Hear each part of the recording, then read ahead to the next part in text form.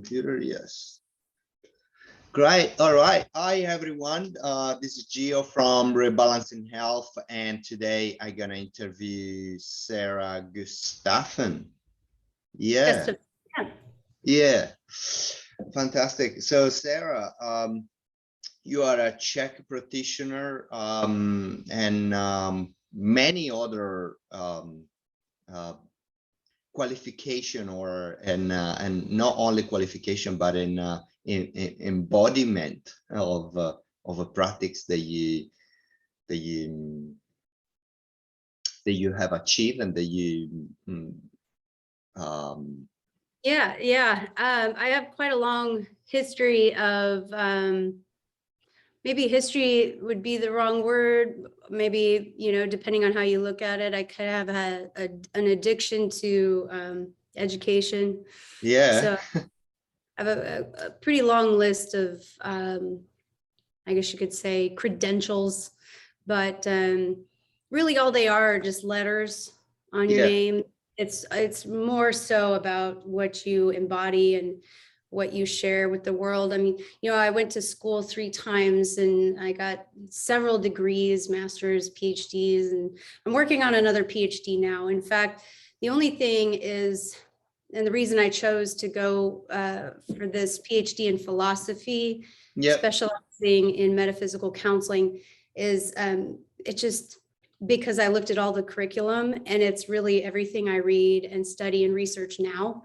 So why not? Exactly. Beautiful. So I never really did that, especially the first time I went through school. And it was more of, you know, how can I be safe and secure and make good money, make my parents happy and fit in with society. And that's why I ended up in school a second time. And it just, you know, I fell, got back up, I don't know how many times, and spent hundreds of thousands of dollars before I learned my lesson. But yeah. Yeah. It's incredible. And I really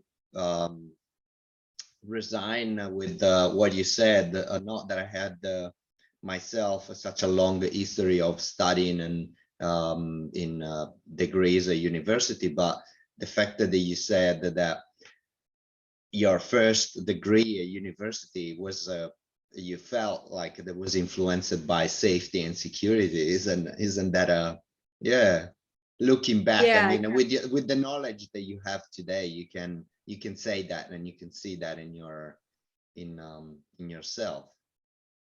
Yeah. And you know, nothing is ever really by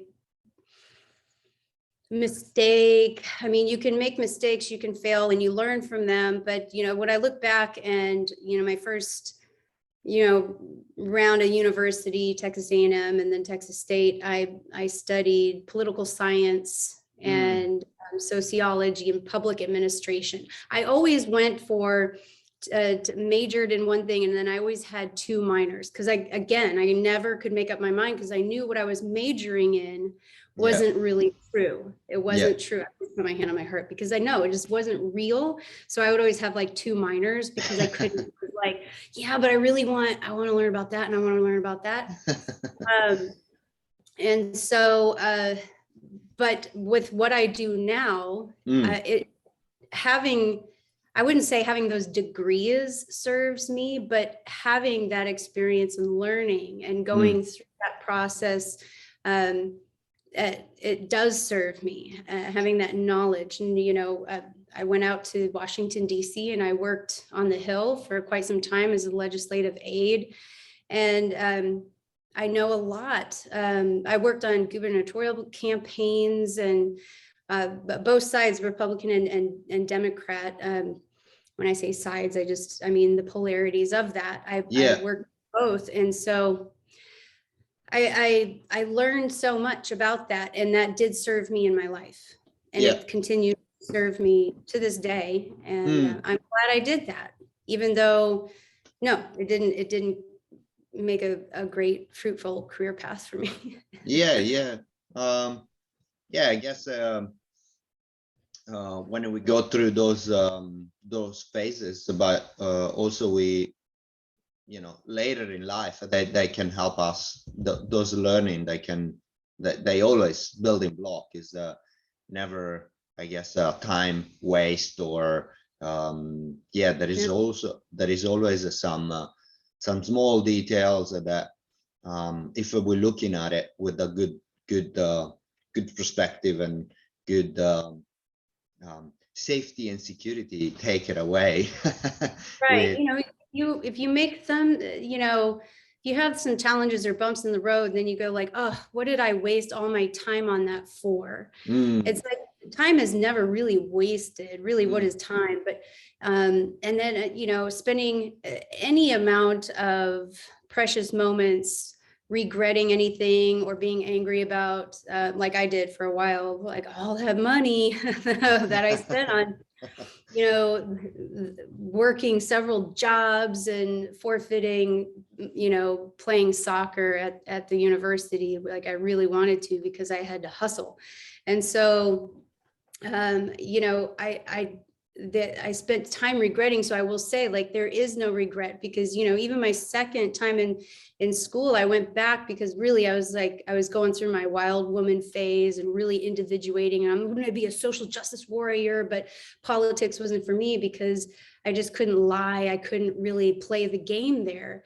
And so I'm going to study criminal justice and forensic psychology, and I'm going to go further into my sociology, right? And then I learned right when I was getting into my master's, and both feet were in at the police academy, I was just like, I'm about to be a part of the problem when I started studying organizational management, learning about really how many prisons that they're building versus universities and schools. And the juvenile justice system, it was heartbreaking. And knowing that me being an officer going in 1 foot forward, like at the beginning of my career, like it would take me 20 years of my career to like not be a part of that problem. And just knowing and being aware of it, once again, I had to go, oh, this isn't for me.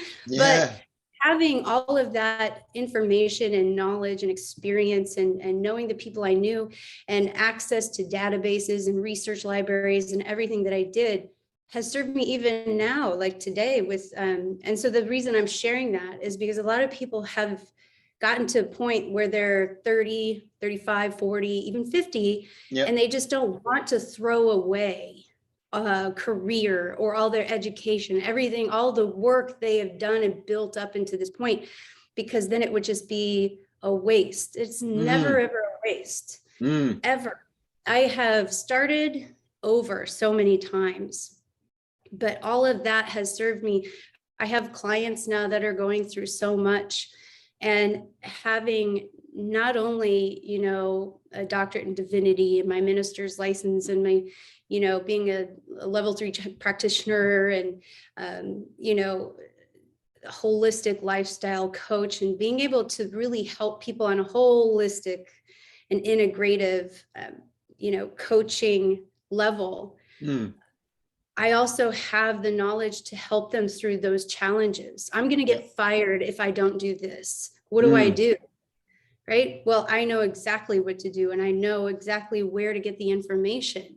And I know the Constitution inside out. And I know all of the organizations and all the little things that plug into the Supreme Court and OSHA and on state levels. And I know the websites, and I help steer all of my clients in the right directions there. And it has served me, and it has served my clients. So never, never, never is it a waste. Nothing's ever a waste.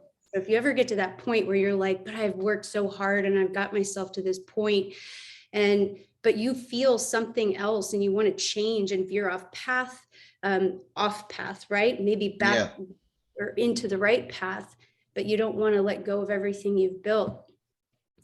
Nothing's ever a waste. It was something that helped you get to where you are now. And now you're just embarking on something new, but everything behind you is going to serve you. It's always going to serve you and all those around you. Yeah, it's so true. And yeah, definitely you have the right tools to also guide those people when they see that that change needed or wanted but also there is that difficulty of stepping into the unknown, or looking away from so much that you have created so far, and taking that leap of faith, I guess. Yeah. It's so interesting. It's so interesting, and been taking those changes and supporting those people during those changes is detrimental. It definitely took me quite a little bit of time before I actually decided, I just want to get out of this the industry where I was working in the past, and fully following the study of CHEK, and obviously the human body in general, and that, which is what intrigued me the most, and how we function. And it's one of, like, the CHEK Institute has provided, probably continues to provide some of the most, or if not the most, integrative health science backed education for anybody in health, fitness, or wellness industry. No matter what walk of life you are, what path you're looking at, if you're a body worker or a trainer or a coach, or no matter what, like where you are in that wellness, fitness, health industry, the integrative health science that is behind the CHEK Institute and their curriculum is just by far the best. And I am a research analyst. I look into everything. I look into, when I'm looking at a curriculum and a book or a textbook, I go back and I look at the resources, the citations, and then I look at those. I look those up and I see, like, who funded that? Yeah. Which is how I found the CHEK Institute, because, or why I chose them, because there was just too much special interest in all of the universities when I started really getting into holistic nutrition. So back then, I don't know as much now, but back then, everything I found in the curriculum and textbooks in the universities that were near me at the time where I was living here in Central Texas, there was Texas State, there was Baylor, St. Edwards, UT, and a few others, Concordia Lutheran College. I looked at all of them, and all of them were backed by the nutrition and dietetics, American, they changed their name, but it's like the American College Association of Nutritionists and Dietitians. They've changed it since then, but they were funded by Hershey's and Coca-Cola. Oh, wow. So even at their big conventions every year, you would see these big flags, like, just all over the entire convention centers, Mars candy, Kit Kat, Skittles. There would be booths from McDonald's and Coca-Cola, and you're like, are you serious? Oh, wow. Not a joke. It's absolutely real. And you would be in these big, huge stadiums at these universities for these, continuing education, basically conventions and conferences for nutrition and dietitians. I looked into this because, once again, by this time, this was my third round of going through college, and I valued where I put my money. So looked into all of this, and I wrote a big article on it that got spread. And this was like in 2008, 2009.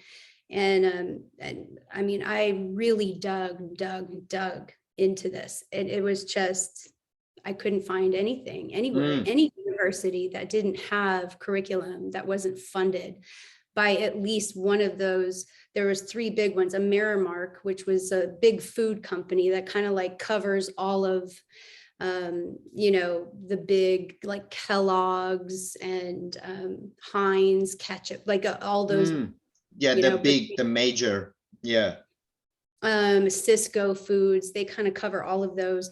So it was funded by them, Coca-Cola, and Hershey. I couldn't find any universities that didn't have curriculum that wasn't funded by that. And that, to me, was just, these are the people that you're the sick and the ill and those who need specialized guidance and treatment and counseling from are getting, that's where they're getting their information.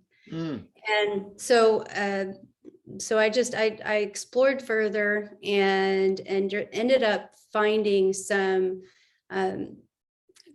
remote courses through University of Pennsylvania that I was able to take and get certified through them.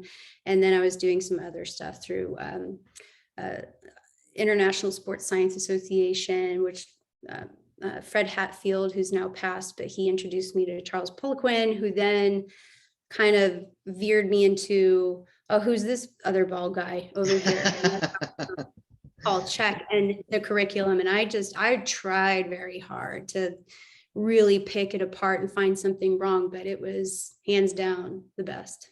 Yeah, he Paul definitely done an amazing job. And like hearing you talk, I remember once at a HLC too that Paul was talking about.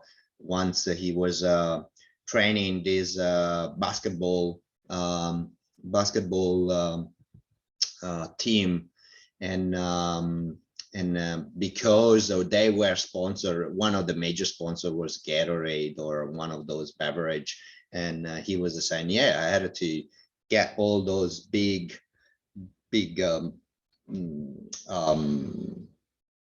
containers, fill it up just with water, and just the external part had all the stickers of the sponsor, but yeah, because all the players had a diarrhea and after games and feeling crap, and yeah, it's incredible. And it's fascinating how from what you just mentioned of the university sponsored by those major company, then you got the next step is, now we got you all sick.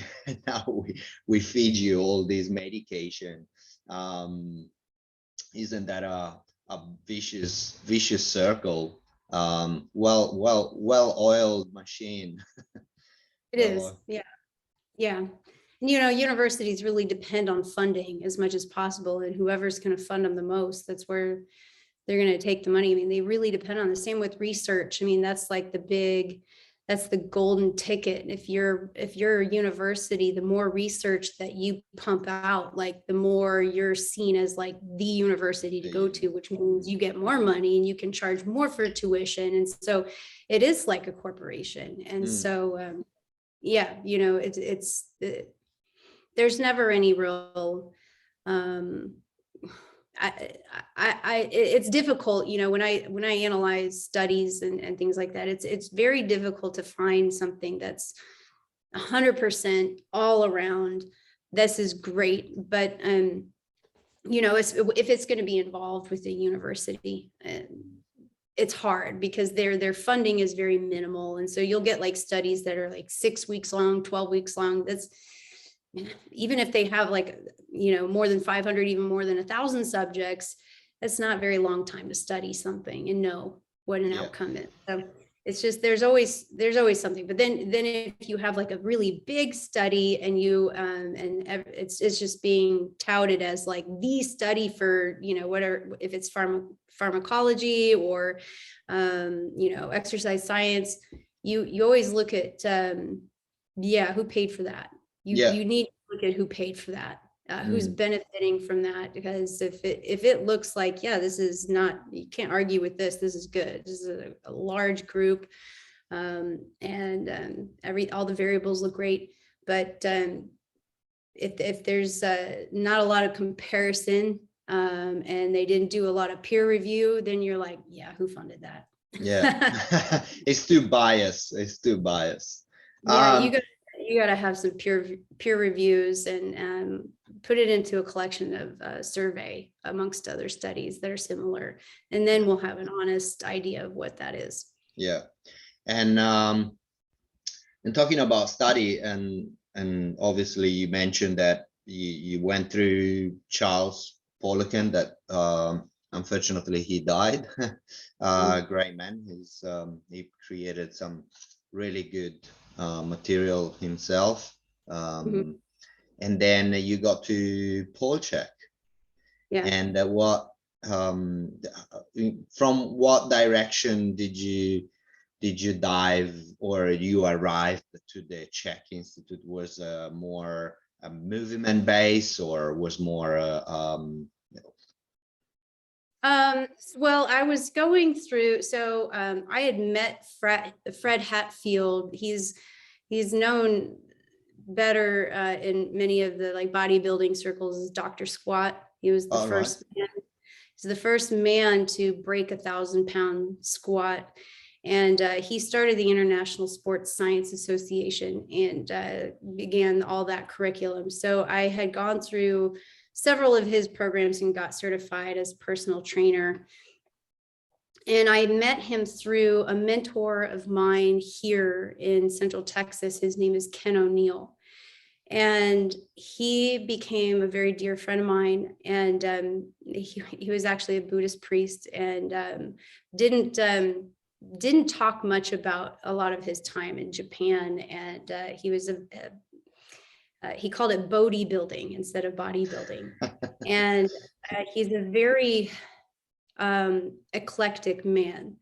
And he's the one who his mind is just, he reminds me a lot of Paul CHEK. He reminds me of him so much, just because his mind, I don't know how he fits the amount of information and how the recall of it. He can name a book, the author, the page, and 2 paragraphs down, and recite, just like at the drop of, you just ask him a question, just boom, and he can just pull it in. It's absolutely fascinating. And so he became a mentor, and he really supported me. And this was right before I turned on my heels and left the academy, and was saying, like, this is not going to be for me. And I was beginning, I had just opened my garage gym in downtown Austin for a lot of the students and cadets that were going to go through the academy, and really getting into fitness. And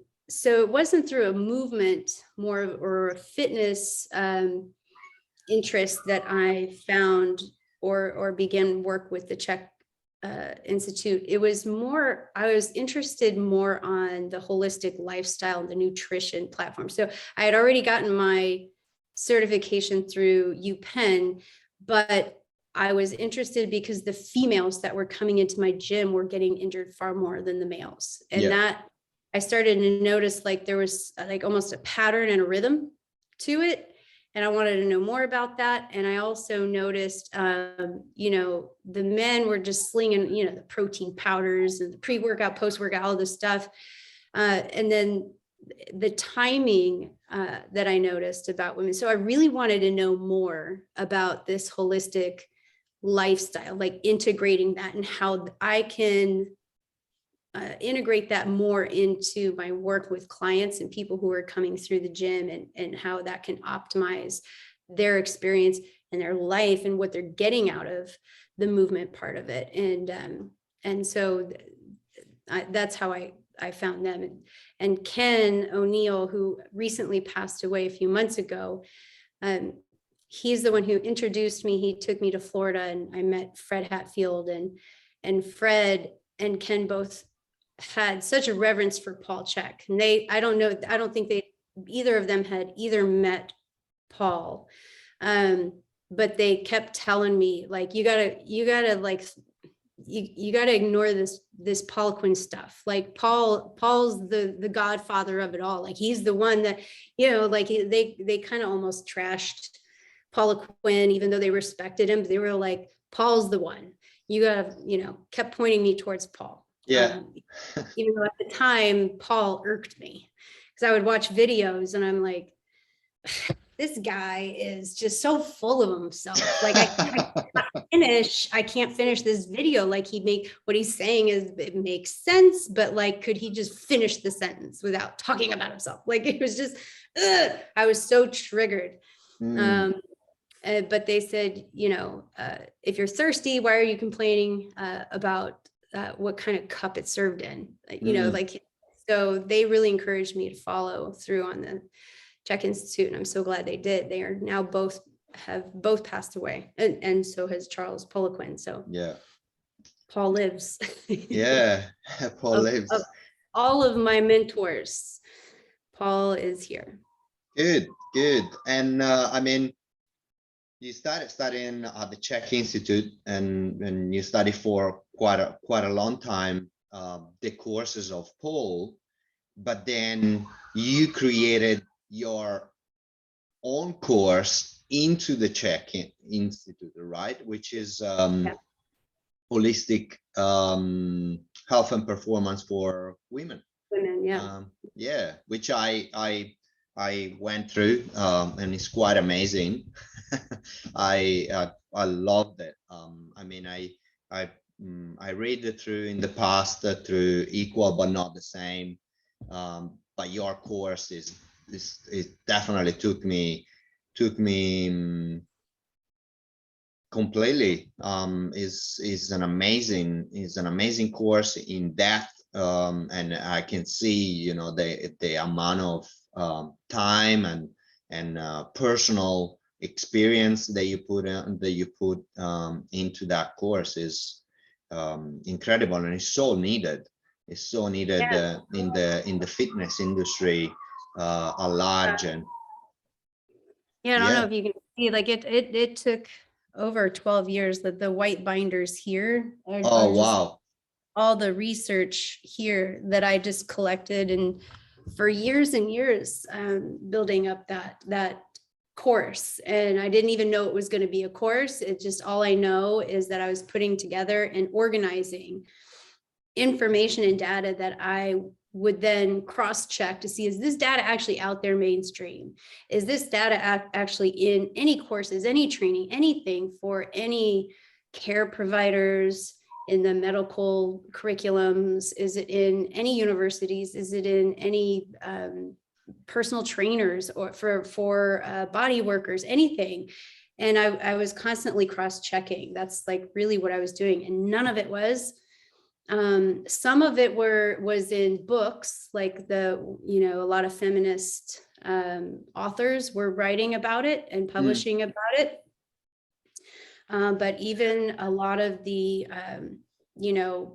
female specific training books, fitness books, even books about your hormones and how to maximize your hormones for fitness and stuff. I would even look into those, and even those just didn't have a lot of this data. And it was disappointing and sad, because it's there. Like, there's so much there that we're not really using. We're not using it. And I was worried about publishing or making it too visible just on our website, because here we were just, a smaller practice in the middle of Austin, Texas, but then, people get a hold of it and they're just like flinging it around. And so I kind of hoarded it and hung on to it for a while until I knew what to do with it. I knew eventually I was going to publish it, but at one point I was on Zoom, just like this, or at FaceTime or something like that with Paul. And I had all of some notes that I was taking and organizing behind me on a blackboard or something. And he said, could you move out of the way? And so I just did that. And he said, that has so many lights and colors coming off of it. I want you to take a picture and send it to me. And I did. And he said, email me and copy Gavin and Matt, and I want this to be a course. So it was just we hit the ground running from there. I actually had to leave so much out of the course that you took, the one you're talking about, because there was a lot. It was a lot of information, but it would be way too overwhelming to put it into one course. So eventually there will be a level 2. Yeah. And it's funny you said that, because while I was going through the course, although is is a complete course itself, you can I could feel like there is more to it. There are more layers to this, and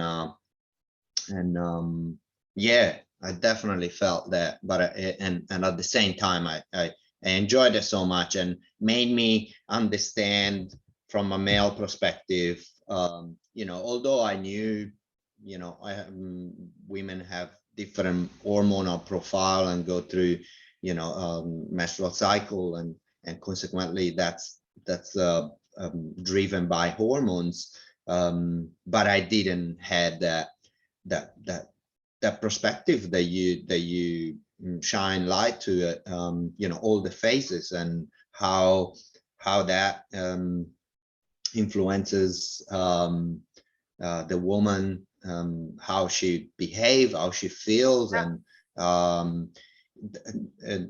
despite the musculoskeletal changes during that time, but the actual emotion and is priceless. Like for me, and it's funny because quite a bigger percentage of my clients are females, and is really, it's been really helpful for me to understand and see, the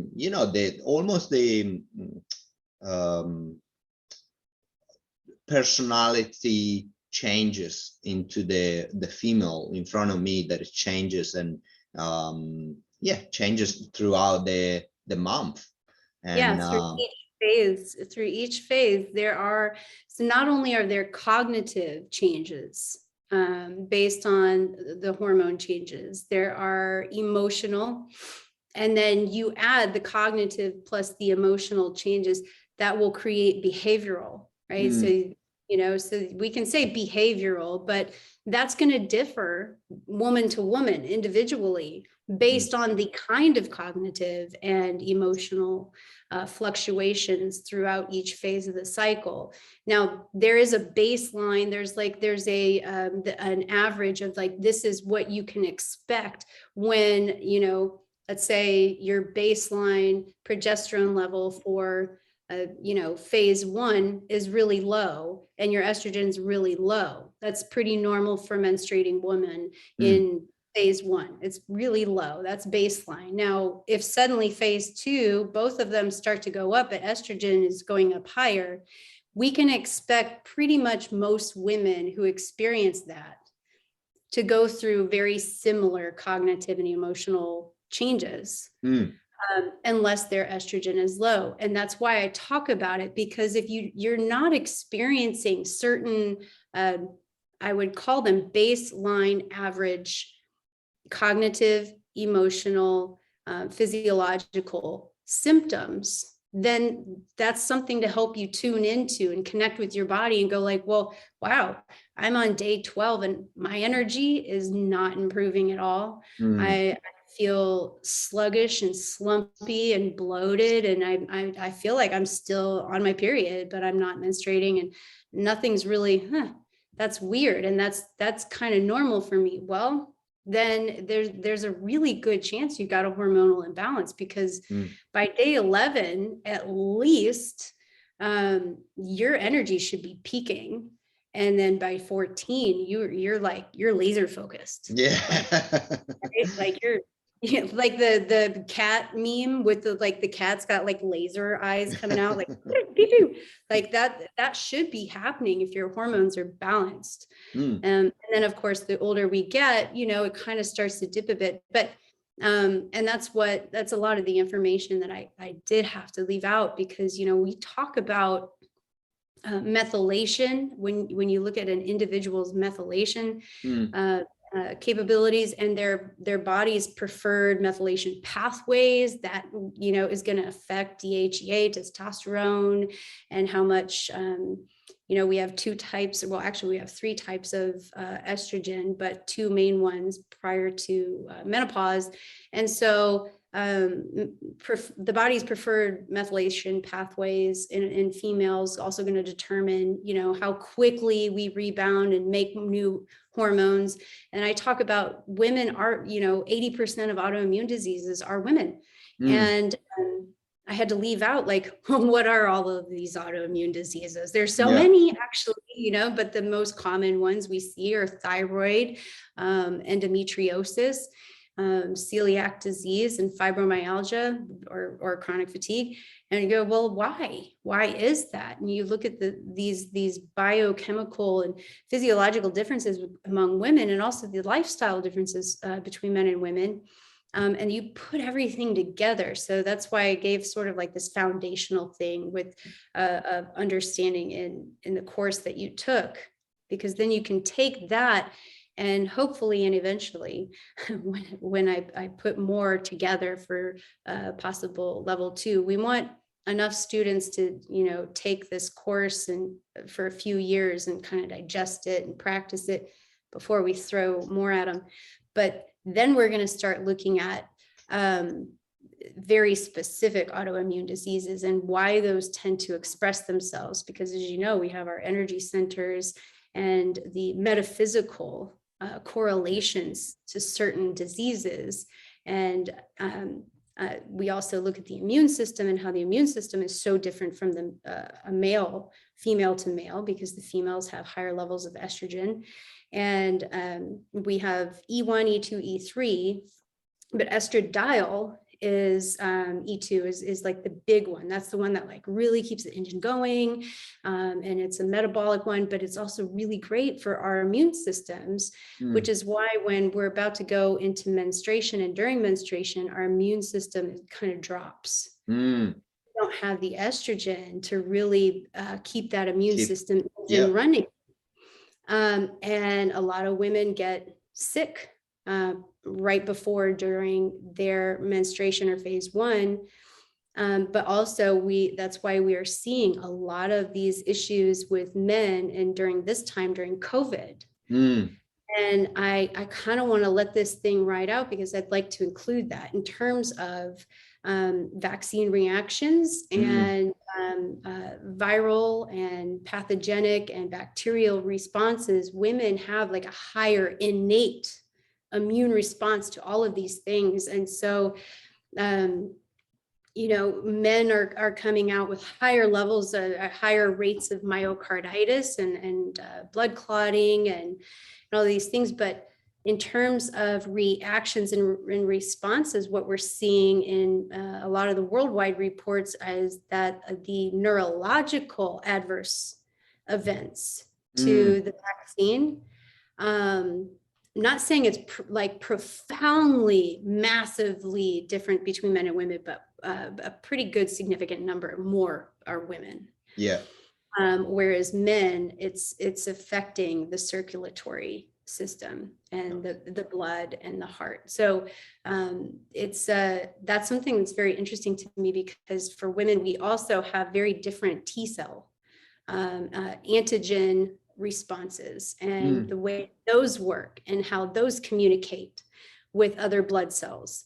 It's all very, very, very different, and by design, because women were meant to thrive and survive, because we're the ones that keep the human race going. Yeah. And I mean, that's in nature. You'll see that in all animals and mammals in nature as well. But I will be interested, and that's why I follow so much of the science and the reports and the data following COVID and following vaccines, is because prior to this even happening, we released the course, like I think it was like just a few months before COVID hit. And one of the very last pieces of information I put into that course was about the women's ability to fight off viruses. Yeah. I remember that. That was a very recent 2 studies, 2015 and 2018, that those studies came out. And so when this came out, I've been following it very, very closely to both things, because the female responses to and the innate reactions and responses to vaccines and to pathogens, bacteria, viruses, et cetera, are so much more profound and significant in differences to men. That's why I've been following it so closely. And then, of course, following it so closely, I'm starting to immediately began seeing like what's going on here? Like this, none of this makes sense. What are you saying? Like Yeah. that's, when initially the CDC very early on, because, they were coming out saying, natural immunity has long been shown to be, by far like a gold standard. But, and then the CDC very immediately said, well, we have this study that shows that the antigens and everything is just kind of like fading out after a few weeks. And they were being very intentionally misleading about that, because they were only looking at very specific blood cells. They weren't looking at the T cells, which if you looked at like studies that we've had for years and years, like decades, for example, when they looked at people who survived the Spanish flu and who were in their 90s and 100s almost, that were still alive, they still had the T cells, the helper T cells, and Wow. and the antigens against the Spanish flu. The Spanish flu. So when the CDC came out and kind of like disregarded natural immunity, see, here's the study, they were only looking at certain blood cells, not the, there's a variety of cells that carry antigens of protection, and they only provided like a little snippet of it. And that was very misleading. So yeah, I've been following this very closely from day one because of my interest in in that of the course and the understanding, the more in-depth understanding of that I gather from the course, I'm so intrigued, because obviously we know as a CHEK background studying, and that in a restrictive diet like a vegetarianism and veganism, we're missing those macronutrients and that are necessary for the production of primary hormones that are necessary. That's that I was thinking about it, what you just said about the phases and the chart that you put, that ideally a woman that is healthy and should experience those. And I mean, with everything that goes on with plastic and obviously endocrine suppression and etc., and plus the choices of eliminating animal product for a certain period of time, I wonder like how much then for a woman itself, how much the consequences of those choices for then they will be come up on their body and bringing imbalances. Yeah, and I mean, once again, it all depends, because if you're looking at a woman who's in her mid-30s, who's been eating kind of a regular standard diet her whole entire life, nothing organic, nothing, maybe she'll try and if she can afford it, like grass-fed now and then, but not really paying attention. Let's just say by her idea, in her imagination, she eats fairly healthy. Like she doesn't go to Taco Bell or McDonald's, right? Yeah. But she likes to get a taco at the food truck now and then, and she shops at co-ops and farmers markets. But overall, it's a lot of packaged stuff, and it's a lot of pre-made foods, wrapped foods, manufactured stuff. And so in her imagination, she eats fairly healthy, and but it's not organic, it's not grass-fed, pastured, anti-hormone. So let's just say we're taking her and she decides, I want to go meatless, I'm going to go vegan. She may feel good. And here's the reason, because she has now just eliminated all of those hormones and all of those chemicals and all of that crap from the, sick meat and the sick animal she's been eating for a long time. She's going to feel good. She will definitely feel good. And she may notice some improvement in her hormone health for sure. And so it may be hard to convince anyone who is kind of on that upswing that that's not a good idea. But at some point, that's going to taper, and our body can't survive that long going in that direction. And so when you're doing, say, vegan, vegetarian, or any kind of meatless for so long, now you start substituting things. Now it's like when you go gluten-free. Right? Because I have celiac disease. And I remember when I was diagnosed in 2001, there weren't options. It was like the bread you got, I had to order it from a bakery in Illinois and have it shipped to Texas. By the time it got to you, it was like just crumbled and it tastes like a cardboard box. It was just, there weren't options. And so you had to get really, really creative. But so someone new to like vegan or meatless, maybe getting really kind of like excited about making their foods and being creative about things. But then eventually they're like, I'm used to this, I'm doing this. So now they're ordering the vegan option at the restaurant. And now they're picking up the vegan options at the grocery store and just, that looks good, plop. And so now it's without looking at, I don't know if you've ever looked on the back of a box or a package. It's just, I don't. Yeah. Oh, tell me about it. Words that were about to come out, I was like, I probably shouldn't. It's just like my intestines just twisted.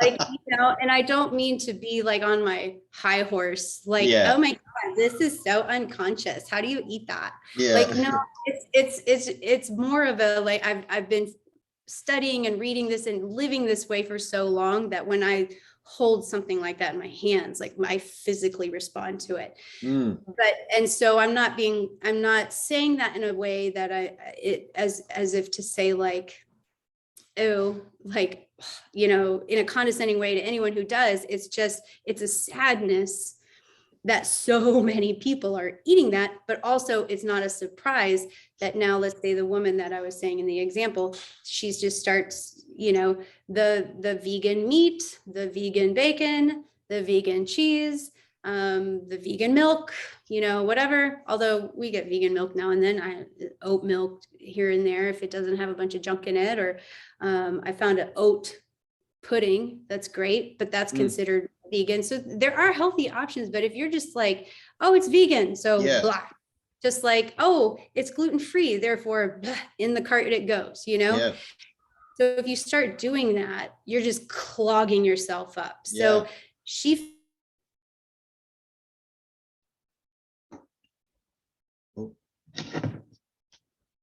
No.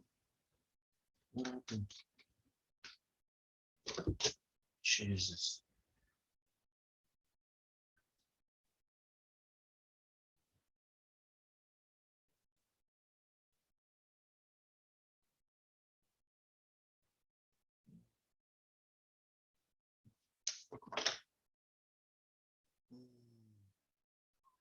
Oh, there we go. Yeah, there we go. Technical issues. That's okay. Yeah. So I was just saying about the three things that most women who are going meatless and they feel great, and then they start to feel bad. Hair, skin, nails. That usually is when those very important B vitamins and folic acid and all those things that you're going to get, like iron from the meat, are like your body's not getting enough anymore. And it's like it's chugging along. It's chugging and chugging and chugging. And so the way our body survives and keeps systems moving is then it'll just shut off any other systems that it doesn't need to survive. So we don't need nails. to survive. We don't Yeah. need our hair to survive, right? Mm. And we do need skin to survive, but you're going to notice it getting dry or brittle or flaky, or spots showing up and things like that.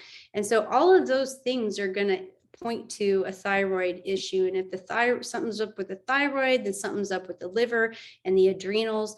And if anything's up with the liver and the adrenals, then you got a hormone problem. Yeah. Sure.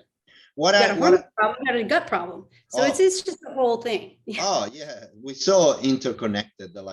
We can't have one without another one. And like you said, and that's how I explain it to most of my clients. I said, look, the human body is like a perfect machine for survival, but survival doesn't mean striving, doesn't mean living good. It will do his best to keep the whole system ticking, but the priority will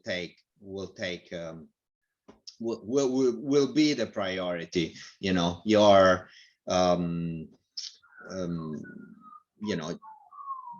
the autonomic nervous system will be priority over everything and so forth. And you can go without introducing cholesterol from an animal base food, and your body will produce cholesterol itself, but that will increase the stress level to the whole body, to the whole system. So if you're already dealing with the overload, the detoxification system, and plus you're giving a bunch of other work, and you start skipping meals or giving food that actually takes away from you, and that's when when things they start going sideways. And another things or question is about, because of what I see. For instance, I see like women going into this veganism or vegetarian, but also I see that when they started hitting that spot in which they start feeling not so good anymore after the bodies have finished that detoxification and actually start intoxicating with some other stuff, I see a lot of supplement coming in of different form, in the form of vitamins and in the form of herbs. And what I can see, like from skin, from body changes, body aesthetic changing, a lot of toxicity. I can see a lot of toxicity coming in. I don't know if you also seen that happening. Yeah, I mean, I'm not against supplementation. I mean, just the way that our soil and our air and our water is not as optimal as it once was, where, if we went months without meat, the trees would bear fruits that had a bounty of fats that we could get,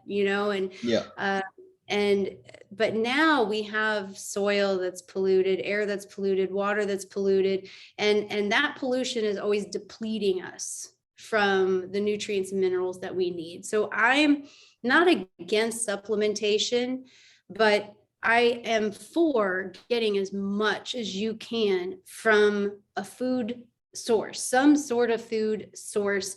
And if you're not feeling it, if you're not feeling great, I would, before you go spending so much money on the supplements are expensive, and especially any supplement that's going to be good, actually good for you, that's actually going to be worth it. It's going to be an investment, honestly. And so before doing that, I highly recommend getting everything organic, anything that is organically grown, non-GMO, closest to your home grown as possible. And if you can create a co-op near you that neighbors, friends, where you get a whole big co-op box and buy into animals, meats, and you share a cow, you share you know, a whole slaughter, and divvy it up between the two of you, and then you guys are all set for a while. My husband Alex, partner, I believe you talked to him recently, you know, he goes hunting. And he and Kyle Kingsbury, they'll go on these hunting trips. They bring back a big bounty and divvy it up, and that's as close as you can be, not only spiritually to the animal, but to your home. You're not, it's not being shipped to you from another country and then frozen and then unfrozen and then frozen. It just, then you're, anyway, I can go down the rabbit hole in there. So back to supplement. If you're still not feeling great and you need to supplement, then yeah, supplement. But it's you should work with somebody that knows how to supplement, not somebody who it's their job to sell you supplements. And because you're not going to get, you're just going to spend a lot of money, and you're going to have very expensive urine is really all it is. Every time you flush your toilet, you're going to be flushing probably $70 to $150. That's really all that is. Like, so going to somebody whose job it is to run your labs and tell you, here you go, buy all this, that's not a good idea. It's not a good idea. Absolutely not a good idea. I mean, I've seen on social media, and I've seen all over the interwebs of people, it's like, you know, having these big packages of the hormone cure or the gut cure, all these cures, but it's just like a big thing of supplements. But how individualized is that? We don't know. You don't know. You don't know. You have no idea. Like, it's just like, here's the whole thing. It's $500. Take this for 3 months. Like, but you don't know, like, how old she is, how much she weighs, her ethnicity, like her lifestyle, where she lives, her activity levels, what she's actually depleted in, her, you know, digestion rate.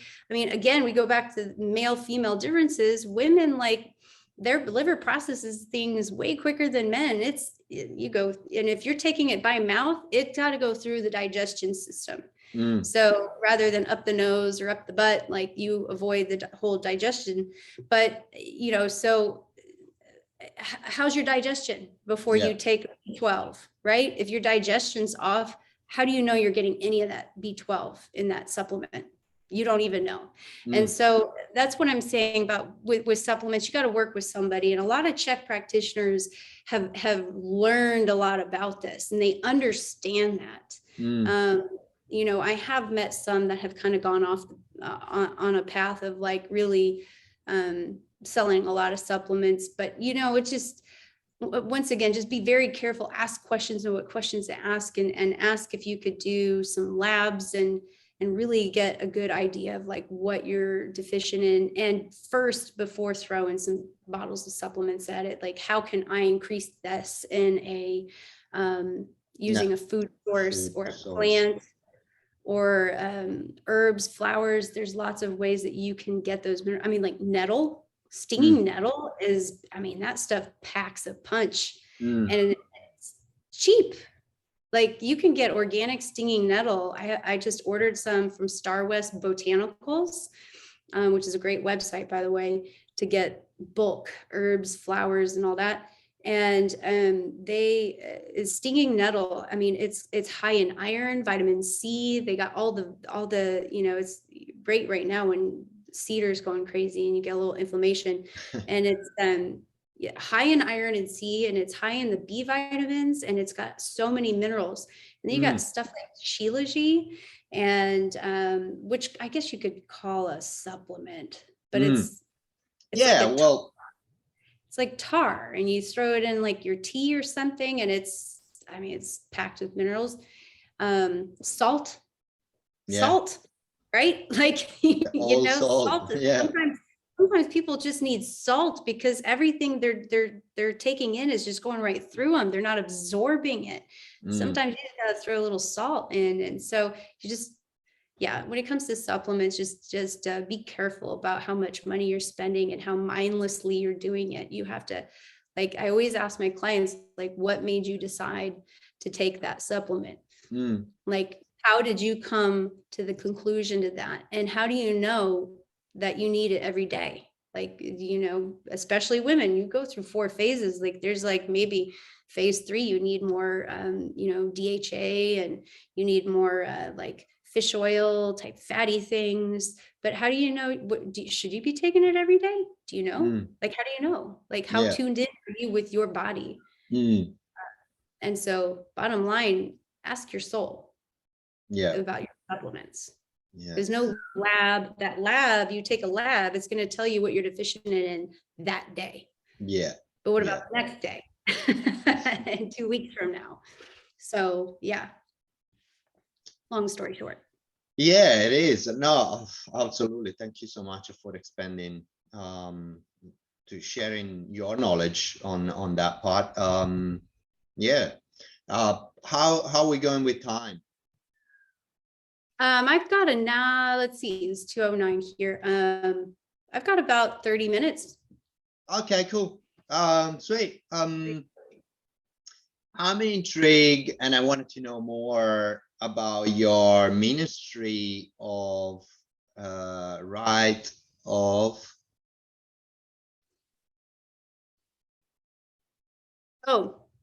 Like women's ceremonial rites. Yes, I've been reading it, and but I wanted to know more. I wanted to know more about your work, and how did you, I guess, as a woman, that's how you got into it.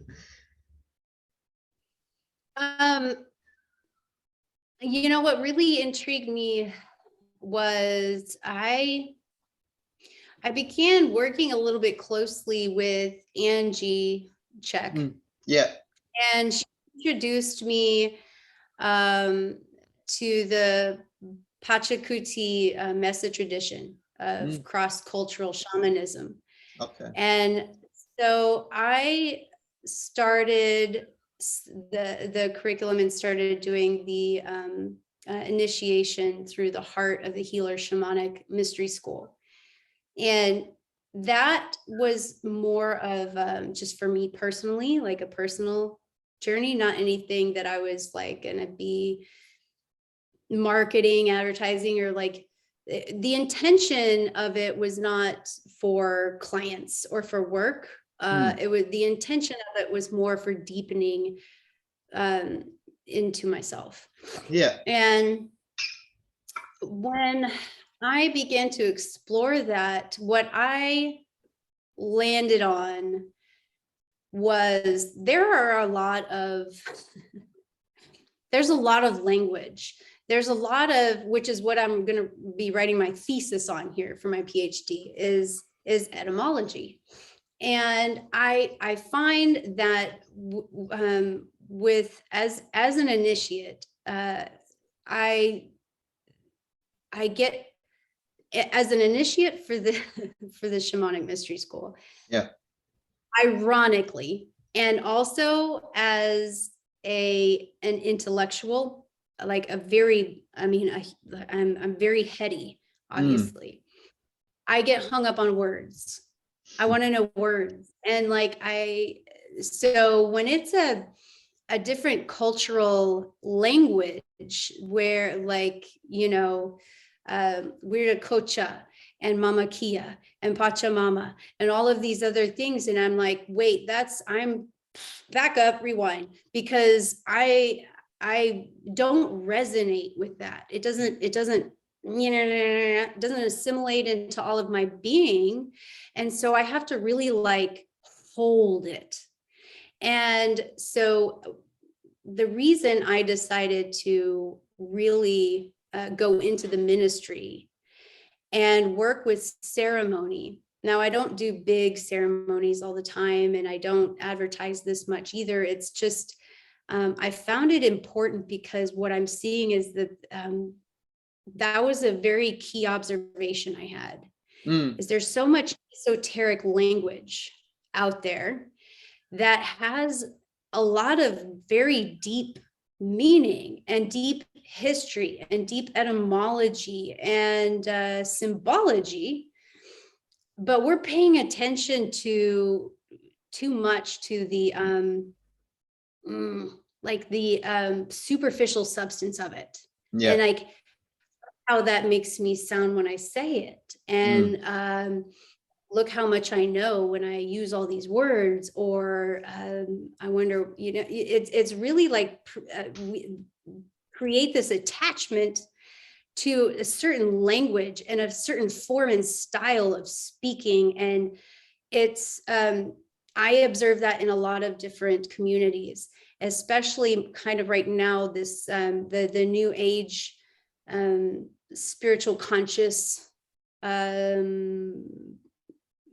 coaching, Yeah. and spiritually conscious, new agey kind of, influencers or podcasters, authors kind of thing. I noticed that, especially with more of the new ones, that are still a little wet behind the ears, and that's me also. I'll just want to put that out there. And the observation is like, how many esoteric words can I say in one sentence, right? And the listener is like, yes, yes, yes, right? And where's the substance of it? And do you understand the symbology? Do you understand what's being said? Do you know what it means? And do you know what you're saying? Because sometimes I listen to these very, very well-intentioned and also highly intelligent people, who are influencers, who are inspirational leaders in these conscious communities. They're speaking, but when I'm hearing them, I don't know if they really are understanding what they're saying, because words have so much magic. When you speak, you're casting a spell, right? So when you spell a word, you're casting a spell. And Paul had on his podcast Laurel Erica, and I'm a total fangirl of hers, by the way. I almost peed myself when I saw her at his birthday party. I was just like, I don't know if anybody else knew who she was, but I was just like, she is, the way she describes it is truly like, your words have a rhythm and a harmony, and they carry with it, like everything behind it, the substance of the sincerity and the truth, and there's a divinity.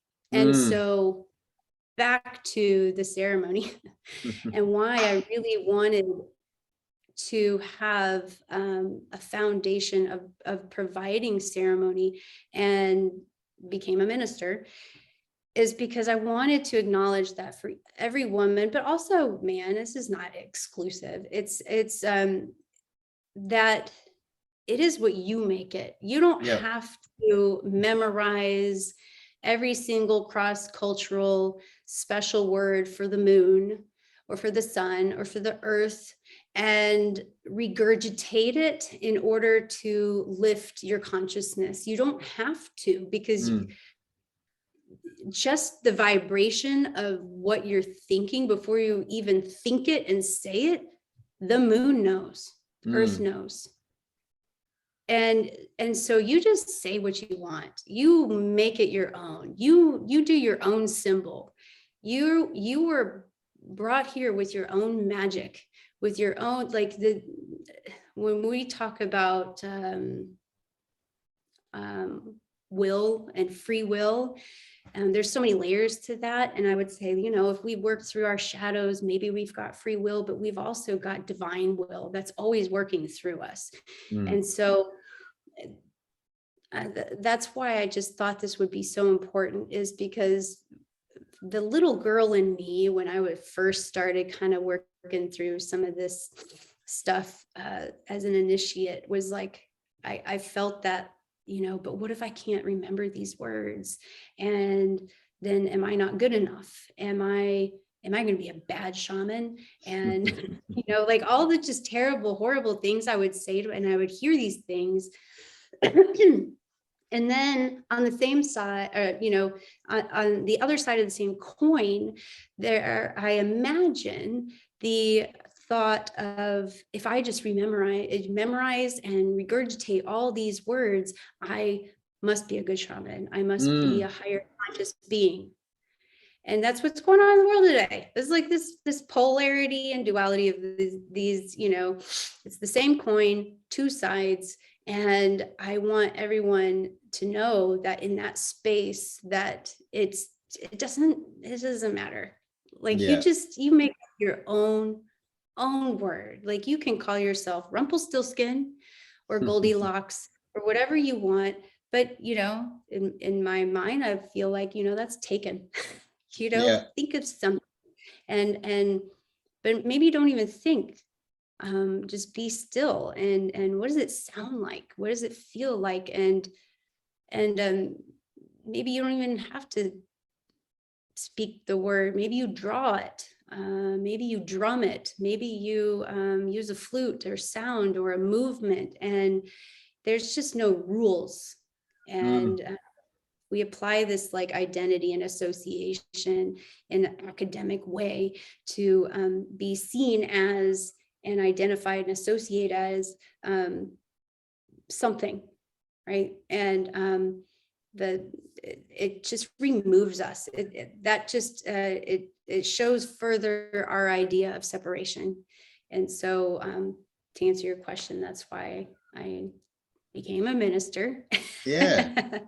And that's what I find so important with ceremony. So I mean, I recently did the wise woman, invoking the wise woman.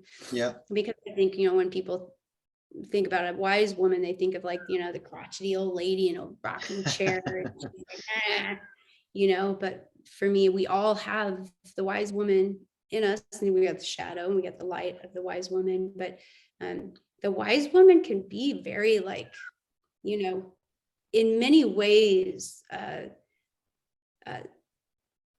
she doesn't earn social capital, let's put it this way, easily. You know, she's not out there making friends with what she says. She's not out there, you know, when she speaks her truth and shares her light, it doesn't exactly make others want to hang out with her, because she tends to make others very uncomfortable, because that's what that's all about, is transmutation. It is the instigator of it. And so how can you do that? Every woman and every wise man, every man has that wise man that knows just how to make someone uncomfortable in just a right amount, just the amount of spoonfuls of discomfort, create a transmutation. And it's, you know, I have the wall of wise men and wise women over here. Well, you can only see part of it, but I keep my wall. Oh, yeah. The photo, in the corner. Yeah. There's more, but this bookcase is kind of hiding them. Oh, hiding it. I keep them all around. And so I just, to always remind me of in ways in which they've made me uncomfortable, but also they will inspire. And so how can we invoke that in ourselves? And to invoke, it's like, in is always inner. And what is the voke? It's like the yolk in it, you know, your inner being is like the egg, as Carl Jung says, and the yolk, what is that yolk? And so just coming into being with that, and understanding you don't have to know what all of the esoteric languages of everything. You don't have to know, you know, all the astrological workings of the world and all the universal symbols of everything. And red to someone might mean one thing, and red to another, and could be totally different. And we know the colors of the chakras, but, you know, for some people, they might be different spectrums. And that's okay. Totally okay. And right, you know, and, but it's a perfect reflection, because we're all a mirror. And I just thought about knowledge is for the ego, wisdom is for the soul. And made me think about that when you said, you know, why you're saying those words and why you want to say those words or want to know those words, that you want to impress someone or you want to actually transmit something. And and like you said, perhaps you don't even need to say anything, just feeling something already, holding that space and the energy. That's it could be more powerful than word. Yeah. When the intention is there. And talking about the wise woman that you just brought up, and another part of your course that I loved it is the fact that you with the cycle you matched these archetypal character that a woman goes through. And yeah, tell me more about that, because that's another amazing way to see it. So universally we all have male, female archetypes within us, and our soul is both feminine and masculine. No matter if you're male, female, we both have part feminine, masculine aspects of ourselves. But so speaking on women and with the course, is that there I would say universally are 4 main archetypes for women as a symbol, right? Because in terms of development and the seasons of life that women go through, just like the phases that a woman goes through with her cycle, there's 4. And 4 is the number of completion. And so we look at 1, there's the maiden. She's very innocent, very free flowing, curious, imaginative. She's uninhibited because she's just not worried what everybody's thinking, because she's just expressing herself. Very energetic. And then you've got the wild woman, because there's the period and the phase of development for a woman where you would probably compare it maybe even to the warrior for the man. And she's individuating. So this could start out around early to late teens. And she's starting to see herself as different from others. And well, this is really what I like, what I want, what I'm passionate about, what I'm really interested in, what I love learning about, what I like talking about, music I like, what motivates me, what drives me, what angers me. And so she's individuating and she's really stepping out. She knows what kind of people she likes to be around, what she doesn't like. And she knows she's starting to put boundaries around that. And that's not to say that won't change. It can change many times for a woman, but she's developing that wild woman. And she's going to use that many times in her life. And then after the wild woman comes the mother or the nurturer. And that doesn't mean that the woman is having offspring or she's having babies or children, but every woman has a mother archetype. And that means that you are giving birth to, or you're creating and giving birth to something that you are going to nurture, protect, grow, and guide. And you want it to get bigger, and you're going to protect that thing. That's the mother in you, whether it's a relationship, a marriage, a garden, your home, a pet, anything. Like we have that essence in us, and it's our creative. That's the womb. And if you have a womb, you really can't take that mother archetype out of you. That it churns, and we yearn to create. And anything we create, we're gonna nurture it. And anything we nurture, we're gonna protect it, right? Yeah. And we're gonna help it grow. So that's the mother. And then after the mother comes the wise woman, or some call her the crone or whatever. I've seen some people call the mother the crone, which is, I don't know. so then we have the wise woman. The wise woman is the one who's kind of like, yes, I've gone through all of these things, but now she, you know, maybe pre-menopause, post-menopause time of a woman's life where she's like going through, I've learned a lot of hard lessons. I've gone through a lot of firewalks in my life. I've seen some shit. Right. And I'm done playing games. I'm done tiptoeing around. I'm done appeasing and pleasing. And you know, children are grown, or my career is done the thing. I'm ready to like kind of sit back and really go inward and explore myself, discern the world, observe the world.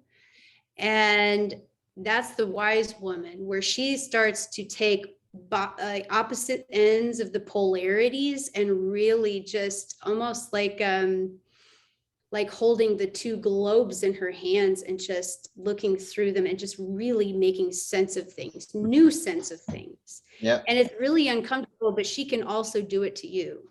And she knows how to do it to you, and it's not comfortable. And so the reason I bring this up into the woman's phases is because the energy that we put out, the way our hormones express themselves based on the level of the hormones, you're going to see the maiden.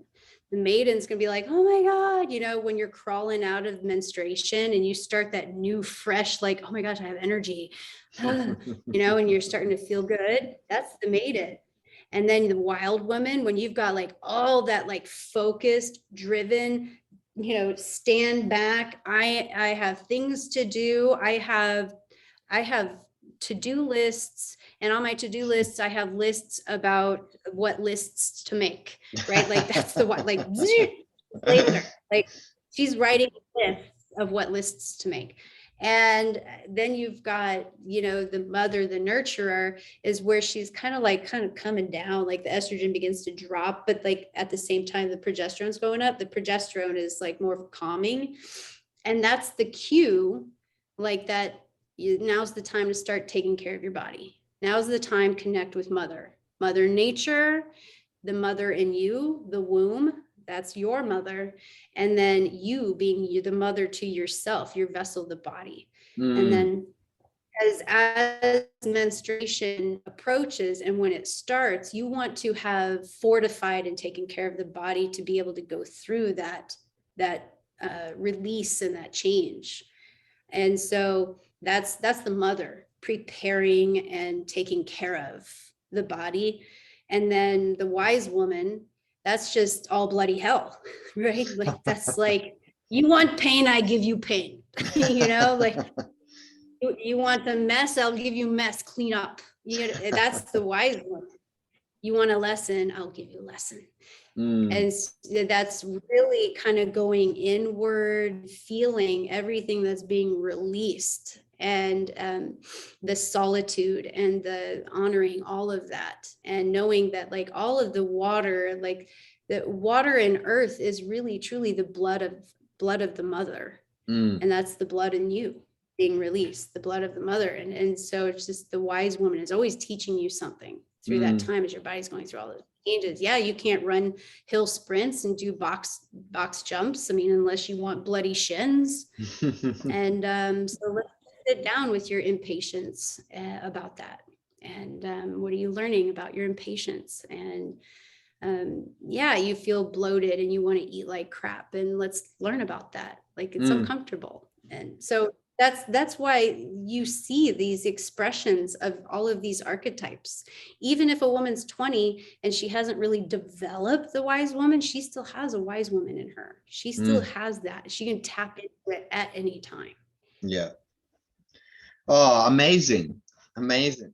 Thank you so much. And so can men. Men can do it too. They can tap into that at any time, no matter where they are in the timeline of development, they can tap in. Like you have a council, and you can have a council meeting at any time you want. Yeah, and tap into the archetype that is more suited. Yeah, that's a great way to see it, and yeah, I will definitely use it on myself, and tap into my archetype in that way. Yeah. Yeah. Sarah, that's been incredible. Thank you so much for your time and, you know, sharing your wisdom. I really have so much respect for you. Yeah, well, Absolutely. Yeah, no, yeah, I'm happy to share. And it was wonderful to chat and kind of let the conversation flow. And yeah. so Well, you know, I didn't very much. interrupt you too many times because it's everything that you or direct you in any direction in particular, because everything that you said is valuable and is super interesting and yeah, and as I said, valuable, which is if I may ask you one last thing, if you Sure. could give two um two suggestion or two what's the word, to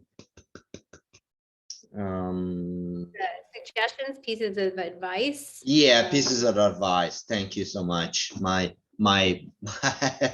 a brain fart. To all of our listener and the people who is gonna listen and watch the podcast. Two favorite pieces of advice for me. Number one that I always share is to read more books that were published before 1985. You will get a lot of wisdom from that. Yeah. And if you ever want to know why, you can definitely reach out. And another one would be just to always have a spiritual practice every day. Don't get into the it's great to have routines and rituals, but try to find the spiritual practice in everything you do, because every moment is a spiritual test of how in alignment you are, how in alignment you are with eating, with moving your body, and stay connected. You got 6 portals of sensory, senses, your sight, your smell, your taste, you hear, you feel, and every moment, all 6 of those are going to tell you something if you can pause and use that moment as a spiritual practice to see how in alignment you are. Beautiful. Thank you so much. That and read more books published before 1985. I will email you and ask you about it in private. I don't want to take more of your time, but yeah. No problem. Well, in short, publishers after that began and if you want to publish a book, you can publish a book, but a lot of the big books published, especially after 95-ish, you can pay a lot of money and suddenly you're a New York Times bestseller. No it way. It doesn't mean you're actually like a really good author. It means you had a lot of money and you paid an agent and a publisher to like buy a ton of your books and put them out in bookstores, and you had some agencies that went up and just bought up all your books. Then it made it look like you sold a bunch, and so there's a whole scheme, and so I know about all that too.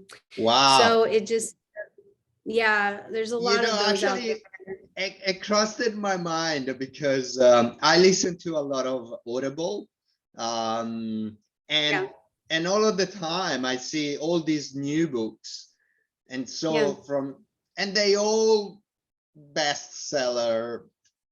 I never look at the bestseller. I never look at New York Times. I never look at any of those lists ever, because there's a big likelihood that they had agencies and publishers that did the whole thing. Yeah. And if you have $50,000 to $200,000 just liquid, you can be a New York Times bestseller. Wow. Doesn't make you a great author. Doesn't make your book great, There's a lot of authors and independent writers out there that are amazing. Mm. So, and people like Paul Chek that has his book, How to Eat, Move and Be Healthy, like hasn't changed a bit for years and years and years, and it's still selling right off the shelves. Yeah. And is it a New York Times bestseller?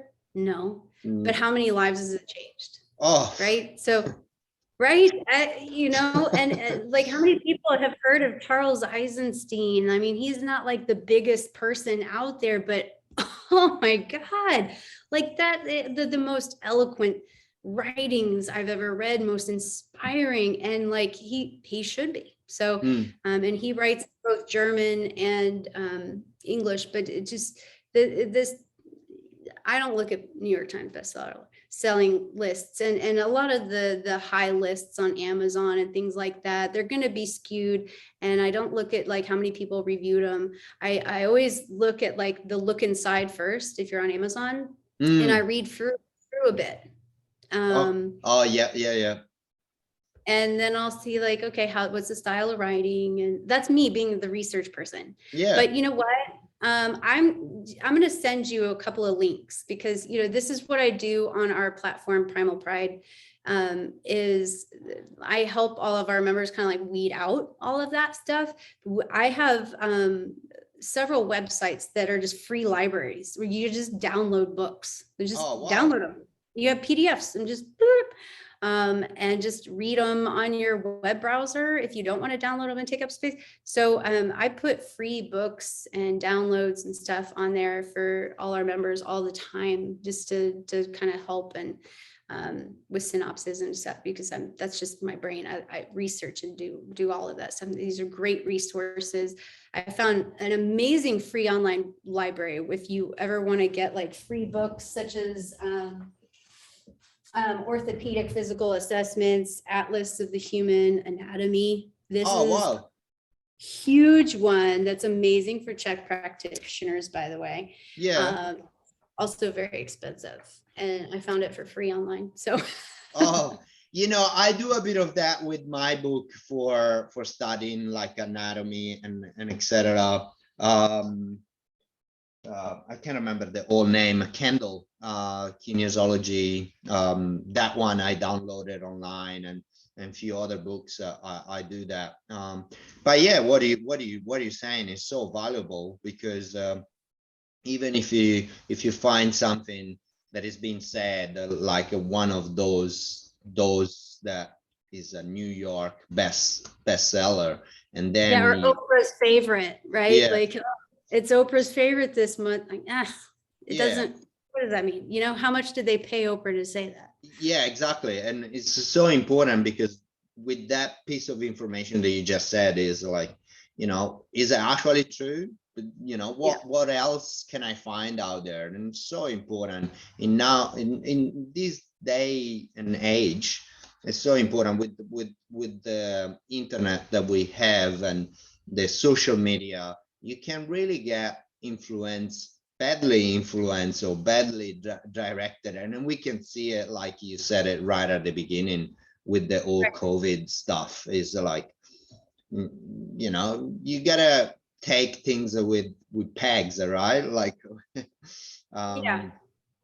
and do your own research. And it's so important. Yes, it is. Yeah. So I'm glad I did take a little time to expand on that. I'm just, to say that those who really put a lot of their heart into their work could easily have it ripped off by those who have a lot of money, and they take their work and their words, they publish it, plagiarize it, and they sell it as their own. And that's why I don't look at that stuff. I actually know of a couple, two people where that happened to, and the book became big bestseller. And if you buy it today on Amazon, in fact, and you get a hard copy of it, you look through it, I can see 3 different books that this author basically plagiarized and just compiled and just copy pasted and put into the book and made it like his book. Wow. But also there's a ton of grammatical and spelling errors in there. No. And people pay. $30 for it, and it's a New York Times bestseller. Wow. So that to say, it's just, yeah, you know, I look through everything, and yeah, it's just one of those things. And I'm always looking for the best curriculum, the best resources, the best published peer-reviewed studies, the best data. And that's why I love the CHEK Institute. And that's why I'm passionate about our membership platform, is being able to, everyone deserves access to that. Everyone should not have to pay, you know, $20,000, $15,000, or even $5,000 for like some program or cookie cutter thing, or, you know, to awaken the yoni or whatever it is, Yeah. right? Because like, you know, maybe you need help with branding and business. Like, so everybody, just no matter what, not just exclusive to those who have money, everyone deserves access. Yeah. The high level information and data and educational resources. So if you send through those link for those website to download those book, I will attach it to the yeah, interview and podcast. I'll email those to you. Yeah, it's very helpful. And yeah, organized by category and all those things. They're just, it's yeah, very, very helpful. So happy to do that. Beautiful. All right, well, it was good talking to you. I do have to run now to go pick up my daughter from school. So yeah, no problem. Thank you so much, Sarah. Was amazing. Thank you so much. And keep enjoy. spreading the love. Yes, yeah, enjoy the rest of your day, and I speak with you soon. When you have a time, please send those links so that I can put it on the. Yeah, will do. All right, great. Thank you so much. Bye. Thank you. Ciao. Bye.